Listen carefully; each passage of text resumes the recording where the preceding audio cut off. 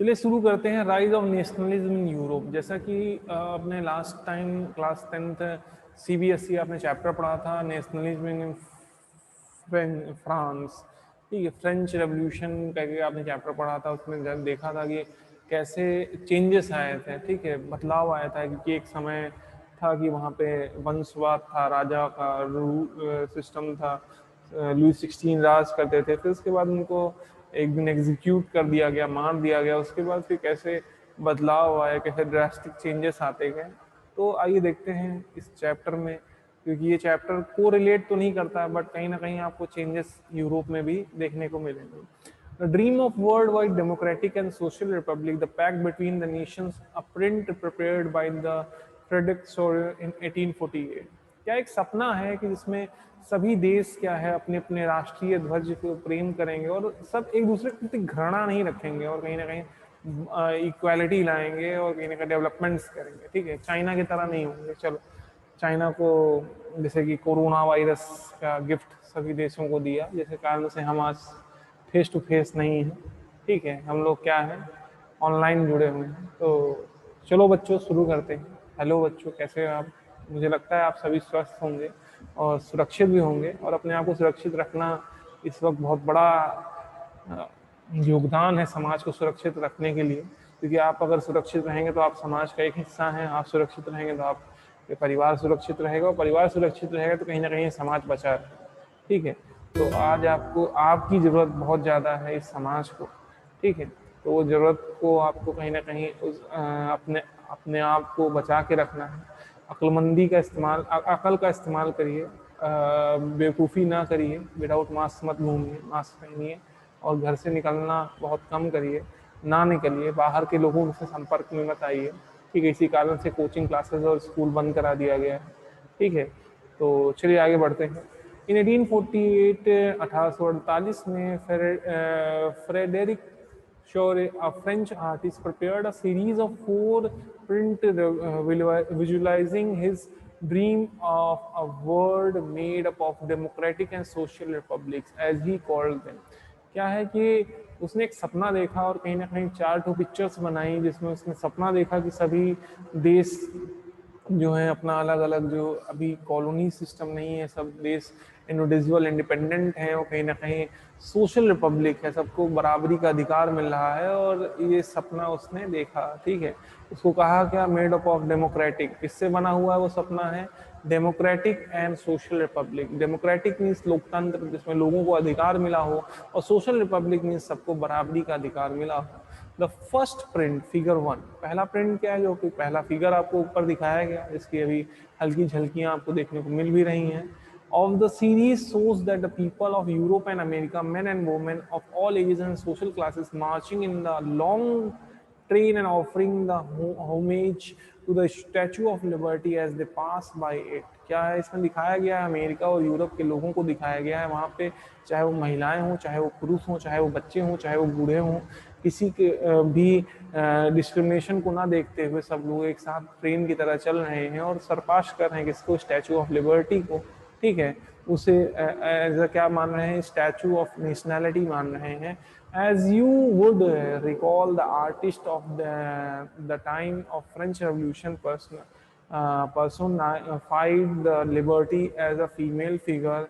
Here you recognize the torch of enlightenment she bears is one hand, and the character of the right of man in the other hand। क्या है, कहीं ना कहीं यहाँ पे अधिकारों की बात की गई है, बराबरी की बात की गई है, इक्वालिटी की बात की गई है, स्वतंत्रता की बात की गई है, और कहीं ना कहीं डिस्क्रिमिनेशन जो था समाज के बीच में, डिस्क्रिमिनेशन था महिलाओं और पुरुष के बीच में, डिस्क्रिमिनेशन था, उन सभी को दूर करने की बात की गई है, और बराबरी की बात की गई है, और इक्वालिटी की बात की गई।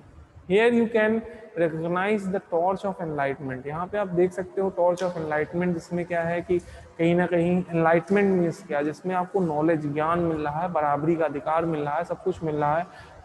ठीक है, जब बराबरी का अधिकार आप तभी देने में सक्षम होंगे जब आपके पास ज्ञान रहेगा। ठीक है, आपके पास ज्ञान नहीं है, पिछड़े हुए हैं, तो कहीं ना कहीं आप सबको ऐसी निगाहों से देखेंगे जिसमें आपको लगेगा कि हाँ, one is greater and one is small. तो सी बियर्स इन वन हैंड, एक हाथ में उसके पास क्या है, टॉर्च है, जो कि दिखा रहा है कि एनलाइटमेंट, कहीं ना कहीं उसे नॉलेज मिल रही है, कहीं ना कहीं डेवलप कर रहे हैं। And the charter the right of man in the other hand, और दूसरे में क्या है, इंसानों के अधिकार। ठीक है, ये ऐसा क्यों किया गया, क्योंकि जो कहीं ना कहीं हम ऐसे एक समाज को इमेजिन कर रहे हैं जिसमें क्या है, सभी को, जो महिलाएं और पुरुष के बीच में डिस्क्रिमिनेशन पाया जाता है वो ना रहे, और बराबरी का अधिकार मिले। On the earth, in the foreground of the image, lie the shattered remains, the symbol of absolutist institution. In Soros' Aptotean version, the people of the world are grouped in a distinct nation, identified through their flags and nation costume, leading the procession way past the Statue of Liberty are the United States and Switzerland, which by this time we are already national states. France, identifiable by the revolutionary tricolors, had just reached the statue. C is followed by the people of Germany bearing the black, red and gold flag. अब यहाँ पे अलग अलग ध्वज देखे गए, अलग अलग तरह के लोग देखे गए, कहीं ना कहीं हम उनको डिस्क्रिमिनेट कैसे कर सके, अलग डिफरेंस कैसे कर सके कि हाँ ये इस देश के हैं या दूसरे देश के हैं, वो हमें मदद करता है कौन, उनका फ्लैग मदद करता है। और उनके फ्लैग के साथ साथ जो उनके कॉस्ट्यूम्स हैं, जिस प्रकार की वेशभूषा वो बना के रखे हैं, कपड़े पहने हुए हैं, इन सभी चीज़ों से हमें पता चलता है कि कौन किस देश से बिलोंग करता है, कौन किस देश से आ रहा है। ठीक है, चलिए इसके आगे कंटिन्यू करते हैं। तो आगे बात करते हैं जैसे कुछ नए वर्ड, जैसे अब एब्सोल्यूटिस्ट क्या है, literally a government or system of rule that have no resistance on the power excited in history. The term refers to the form of monarchical government that was centralized, militarized and repressive। अब इसमें क्या है कि क्या कहते हैं, इतिहास में इन शब्दों का इस्तेमाल इसलिए किया गया है कि इससे पता चले कि क्या है, monarchical government that was centralised, military and repressive. क्या है कि ऐसी गवर्नमेंट जो कि मोनार्कल है, मीन्स की राजा वंशवाद सिस्टम, उसमें क्या है सिर्फ एक के पास पावर हो सबके ऊपर रूल करने का। ठीक है, utopian, a vision of society that is so ideal that it is unlikely to the actual exist। क्या है यूटोपियन, क्या है, एक ऐसा सपना जो कि वाकई में ऐसा कुछ भी नहीं है, बट हम ऐसे सपने को देख रहे हैं। ठीक है, कि एक ऐसी आइडियल सिचुएशन, जैसे क्या है कि माइनस का रूट निकालना पॉसिबल नहीं है, आइडियल सिचुएशन। क्यों आइडियल सिचुएशन, क्योंकि माइनस में कभी भी स्क्वायर हो ही नहीं सकता, तो रूट कैसे रूट का आंसर आप कैसे फाइंड आउट कर सकते हैं। तो ऐसी एक आइडियल सिचुएशन जो कि एग्जैक्टली ग्राउंड्स में उपलब्ध है ही नहीं। चलिए आइए समझते हैं। Interestingly, at the time when the Sore created this image, the German people did not yet exist a united nation। क्या है कि जब ये इमेज बनाई गई थी तब जर्मन जो लोग थे वो एक यूनाइटेड नहीं थे, एक साथ मिलकर एक देश नहीं बना हुआ था। The flag they carry is expression of liberal hope in 1848 to unify the numerous German speaking principalities into a nation state under a democratic constitution। Following German peoples are the people of Austria, the Kingdom of Two Sicilies and Lombardy, Poland, England, Ireland, Hungary, Russia। From the heavens above, Christ, saints and angels gaze upon the scene। They have been used the artists to symbolize the fraternity among the nation of the world। क्या है कि अभी तक Germany United नहीं था, एक साथ नहीं था, एक साथ मिलकर नहीं आया था, यूनाइटेड नहीं था। ठीक है, वो अलग अलग था। अलग अलग कैसे था, अलग अलग इन द सेंस की कई सारे देश थे, जैसे ऑस्ट्रिया, ठीक है, पोलैंड है, इंग्लैंड है, आयरलैंड है, हंगरी है, ठीक है, रशिया है। अब इनके अलग अलग फ्लैग्स थे। ठीक है, अब इसे क्या है कि जर्मनी का जो फ्लैग था वो किसको दिखाता था कि जो जर्मन स्पीकिंग प्रिंसिपल हैं, आइडियोलॉजीज हैं, ठीक है, उनके कॉन्स्टिट्यूशन में, उनके लोकतांत्रिक जो कानून बनाया गया उसके अंतर्गत जो है वो फ्लैग बनाया गया था। ठीक है, तो दे आर नॉट यूनाइटेड, वो एक साथ नहीं थे, मिले नहीं हुए थे। ठीक है। फॉलोइंग जर्मन पीपल्स ऑस्ट्रिया, ठीक है। अब इसमें जर्मन पीपल में लोग कौन कौन आते थे? ऑस्ट्रिया या अलग अलग देशों के लोग आते थे।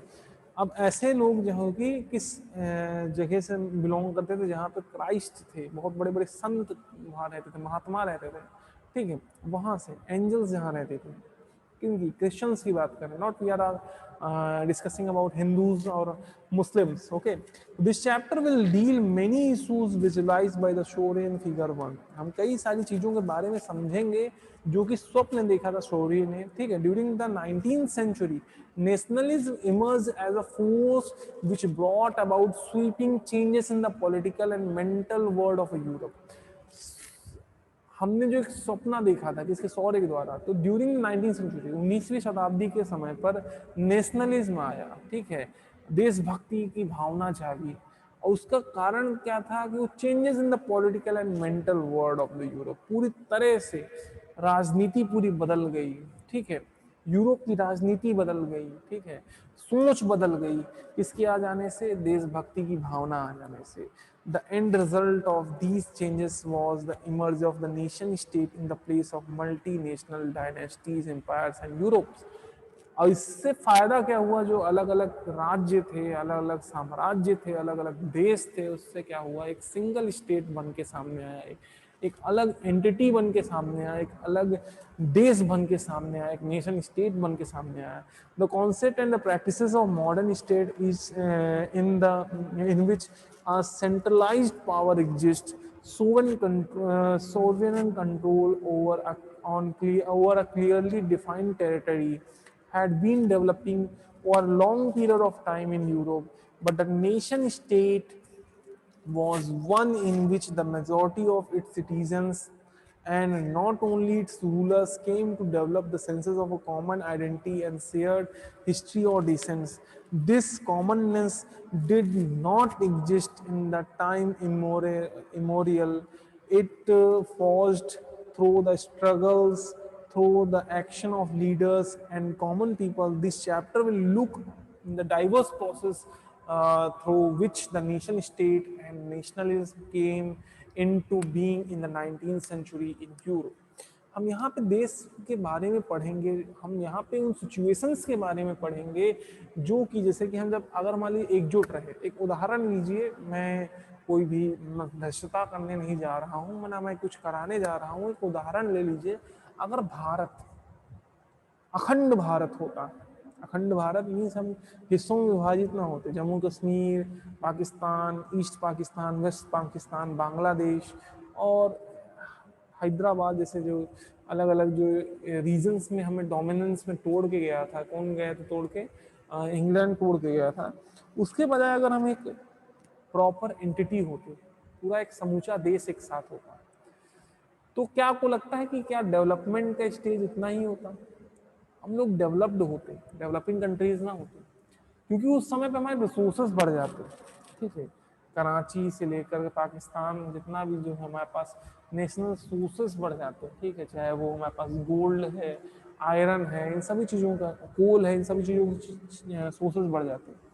और जब कहीं ना कहीं हम एक साथ आते तो हम एक साथ देश का डेवलपमेंट देखते, और उसके हिसाब से हमारा बजट भी बड़ा होता, उसके हिसाब से पैसे भी बहुत होते।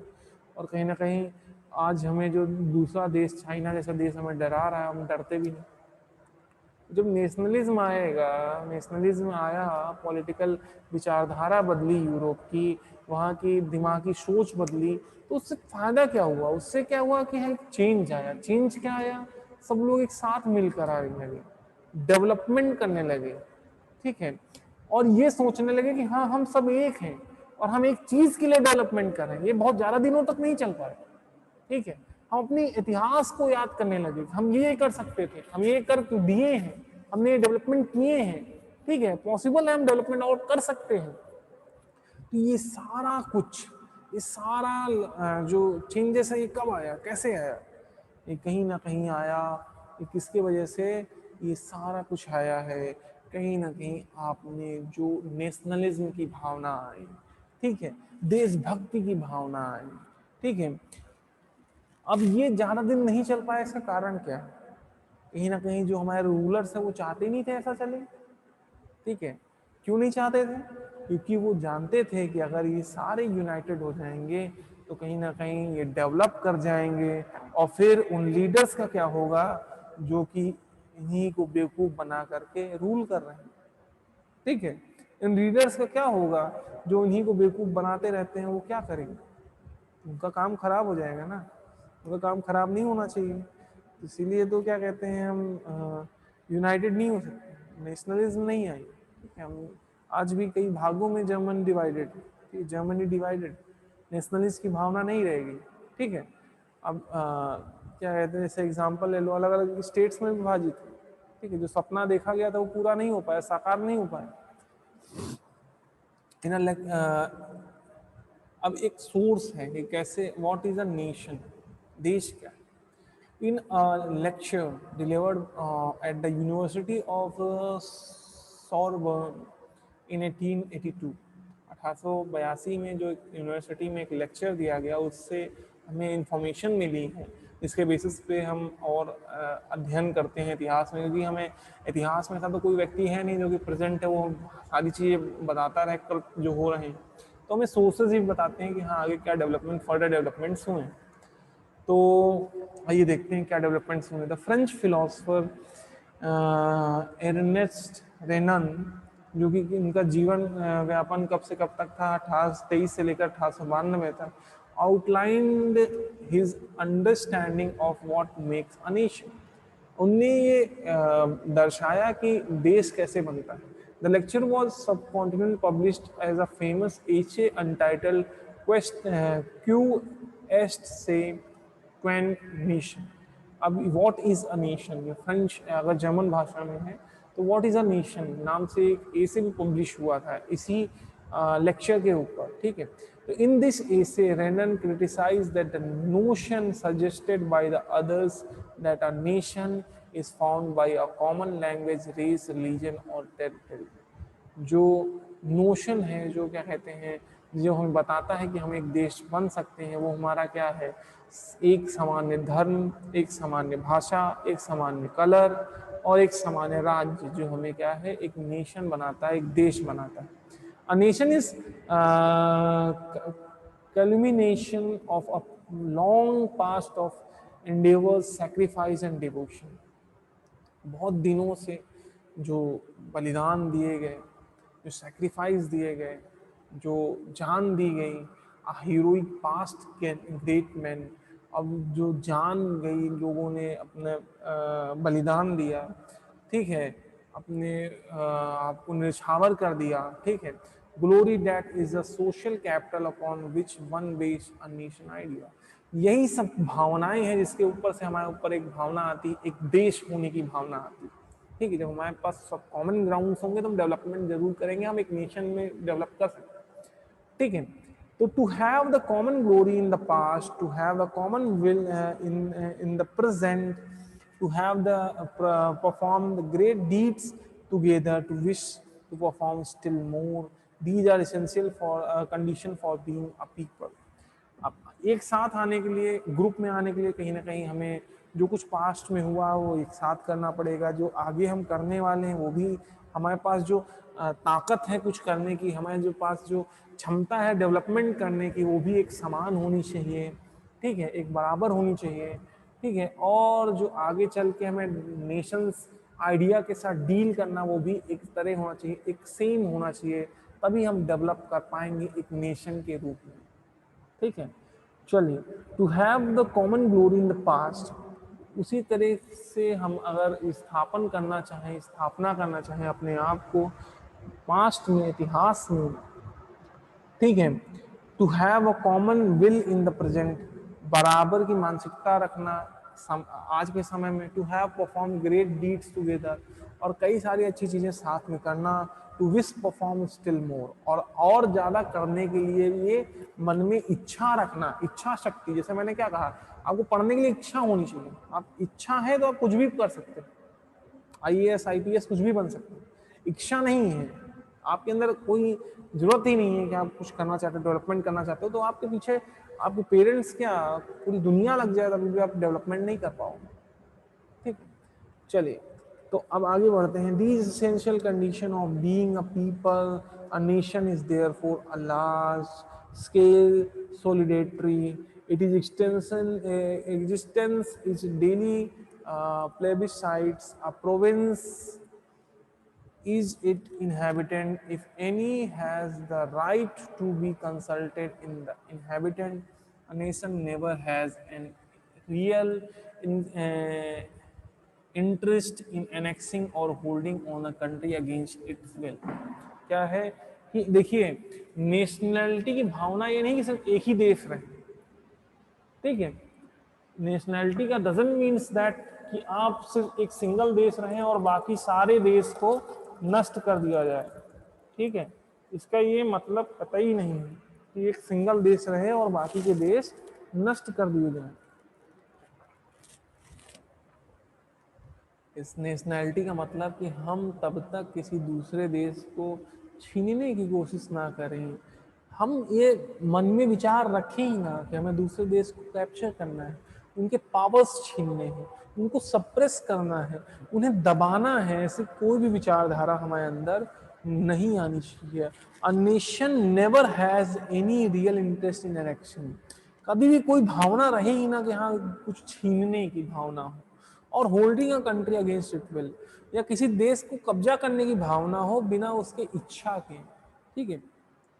अब मान लीजिए जैसे कश्मीर है, कश्मीर के जो राजा थे या वहाँ के जो लोग थे वो इंडिया में जुड़ना चाहते थे, तब इंडिया ने उसे अपने साथ जोड़ा, ठीक है, बिना विल के नहीं, ठीक है। जैसे अभी बांग्लादेश की बात करें तो इंडिया चाहे तो उनको कैप्चर कर सकता था, बट उसके अंदर ये भावना थी ही नहीं कि हमें कब्जा करना है।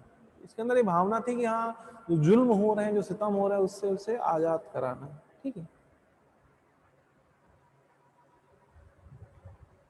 The existence of a nation is a good thing and a necessity event. देश का रहना बहुत जरूरी भी है और कहीं ना कहीं अच्छी चीज भी है। Their existence is a guarantee to the liberty.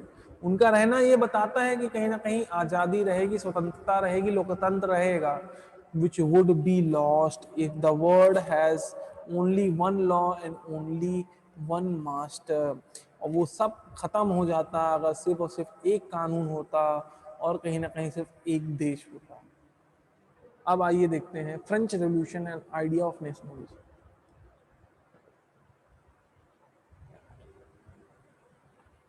The first clear expression of nationalism came with the French Revolution in 1789. मैंने बोला कि ये कहीं ना कहीं कोरिलेट करेगा इसके साथ, फ्रेंच रेवोल्यूशन के साथ, ठीक है।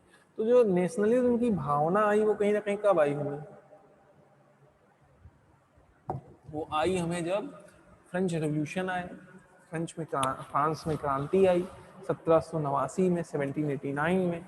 France, as you would remember, जैसा कि आपको याद होगा, was a full flash territorial state, एक पूरी तरह से विकसित एक राज्य था in 1789 under the rule of absolute monarchy, जो कि एक समय पर किसके कब्जे में था, राजा वंशवाद के कब्जे में था। The political and constitutional changes that came in the wake of French Revolution led to the transfer of sovereignty from monarch to a body of French citizens. और कहीं ना कहीं जो पॉलिटिकल चेंजेस आए, राजनीतिक चेंज आए, बदलाव आए, और कहीं ना कहीं संविधान बदला गया, जिसमें एक सिंगल पर्सन के पास जो रूल पावर था रूल करने का, वो किसके पास चला गया, फ्रेंच रीजन के पास चला गया, फ्रांस के लोगों के पास चला गया। The revolution proclaimed that it was the people who would henceforth constitute the nation and shape its density. क्या है ये रेवोल्यूशन, ये बदलाव, ये परिवर्तन, ये बताता है कि कहीं ना कहीं it was the people who would henceforth constitute the nation and shape its density. क्या है कि ये रेवोल्यूशन बताता है कि वो लोग ही हैं, वो अपने आप अपने संविधान को स्वयं बना सकते हैं और अपने देश को कैसे डेवलप करना है, किस तरफ लेकर जाना है, वो सब कुछ निर्धारित कर सकते हैं, ठीक है। आपने याद होगा कि लुई 16 जो है ब्रेड के दाम बढ़ा रहे थे, लोग भूखे मर रहे थे, लेकिन कहीं ना कहीं पॉलिटिकल चेंजेस आने के बाद कहीं ना कहीं वहाँ पे एटलीस्ट भुखमरी की हालत खत्म हो गई और कहीं ना कहीं डेवलपमेंट देखने को मिले।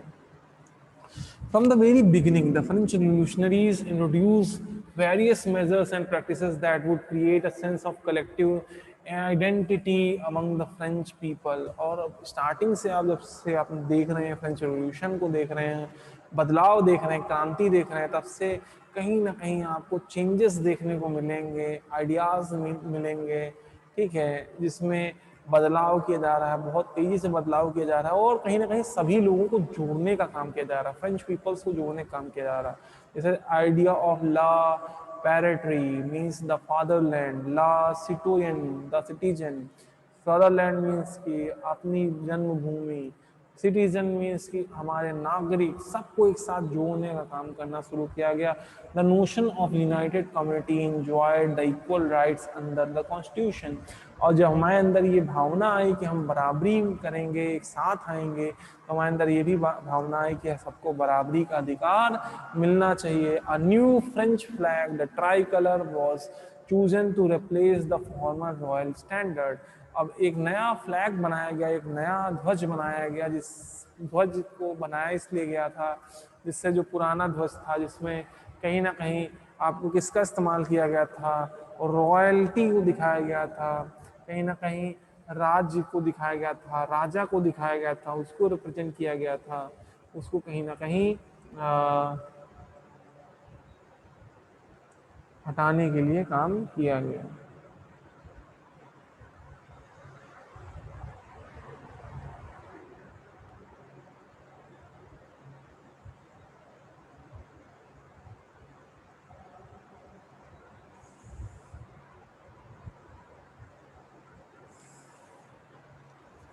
अब आगे बढ़ते हैं। फिर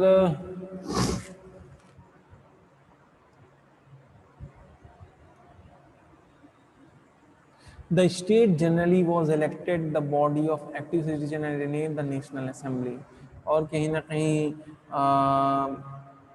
जो जनरल असेंबली का सिलेक्शन किया और कहीं ना कहीं जो है संविधान बदला, लोगों के बीच में बराबरी लाने की कोशिश की गई और ये सब चेंजेस किए गए, ठीक है। फिर new hymns are composed, oaths taken and martyrs commemorated, all in the name of nation। नए नए शपथ लिए गए, सब कुछ जो भी लिया गया, तो अब राजा के नाम पे नहीं, राज्य के नाम पे नहीं, एक देश के नाम पर, एक ऐसे देश के नाम पे जिसमें सभी नागरिक एक समान थे। A centralized administrative system was put in the place, it formulated the uniform law for all citizens within its territory। अब उनके राज्य के अंदर जितने भी नागरिक हैं, सबके बराबर, सबके लिए बराबर नियम कायदे कानून थे। ऐसा नहीं कि आप first state, second state, third state से बिलोंग करते हो तो आपके लिए कोई कानून में कमी आएगी।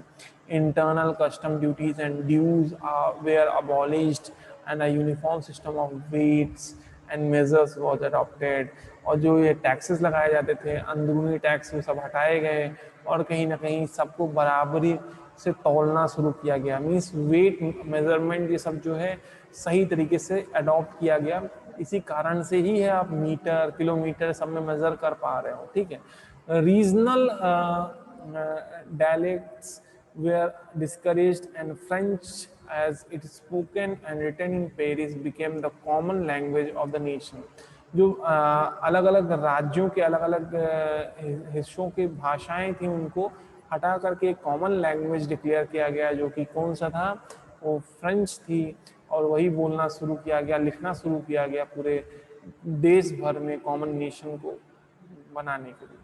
चलिए आगे कंटिन्यू करते हैं। द रेवोल्यूशन फर्दर डिक्लेयर जो है हम आगे कंटिन्यू करेंगे। होपफुली आप लोग सुरक्षित होंगे, अपना ध्यान रखिए। Thank you very much for watching this video till last. Goodbye, take care.